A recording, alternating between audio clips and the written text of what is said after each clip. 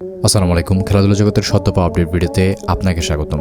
Bangladesh cricket board নিয়ন্ত্রণ করব আমি, তামিম ইকবালের এমন মন্তব্য মুহূর্তে ভাইরাল সামাজিক যোগাযোগ মাধ্যমে। মূলত কী ঘটেছে বাংলাদেশ ক্রিকেট বোর্ডে, আসল সত্যতাটা জানতে দেখতে থাকুন 1 মিনিট ধৈর্য সহকারে। 2025 সালের এপ্রিল মাস, হৃদযন্ত্রের ক্রিয়া বন্ধ হয়ে মৃত্যুর মুখোমুখি দাঁড়িয়েছিলেন তামিম ইকবাল খান।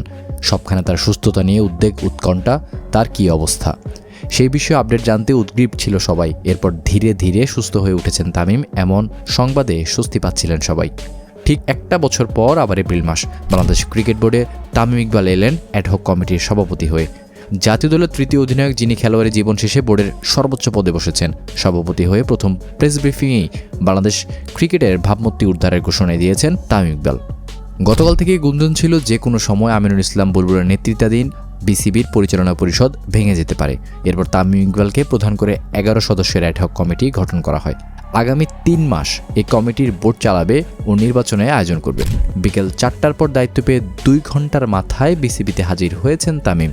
এমন গুরুত্বপূর্ণ দায়িত্ব পেয়ে তামিম বলেই রেখেছেন, এবার বাংলাদেশ ক্রিকেট বোর্ড নিয়ন্ত্রণ করব আমি।